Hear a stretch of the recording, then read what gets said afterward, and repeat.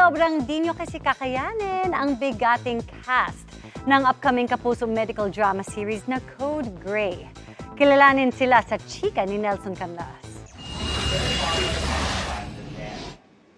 High spirits ang ilang Kapuso stars nang magsama-sama kanina at ipinakilala bilang mga magsisiganap sa upcoming Kapuso medical drama series na Code Gray.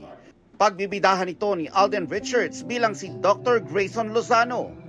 Ilalabas sa kwento ang ilang masalimuot na bahagi ng kanyang buhay na sasabay sa kanyang pagiging isang medical practitioner.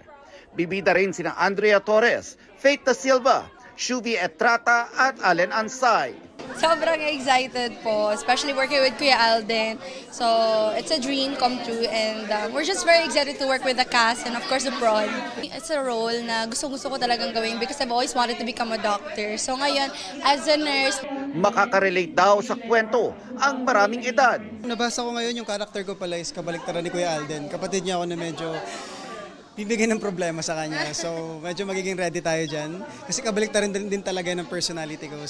Makakasama rin sina Romnick Sarmenta, Joros Gamboa, Christian Bautista, Christopher Martin, John Lucas at Christopher De Leon. Finally, it's happening and first time namin magkita-kita ng mga kasama ko dito. Of course, I'm very excited. Of course, siyempre makakasama ko ang isa sa mga iniidolo kong artista na si Mr. Christopher De Leon. Finally, for a project, it's been first time namin mag-work together. Hindi lang daw drama ang mapapanood sa medical series. Thriller at suspense din ang pwedeng asahan ng mga Kapuso viewers. Pag-amin pa ni Christopher na challenge siya sa role kahit ilang beses na raw siyang gumanap bilang doktor sa maraming pelikula. Yes, but this one's different, entirely different.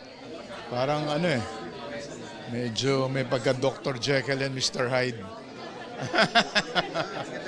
I think. Nelson Canlas, updated sa Showbiz Happenings.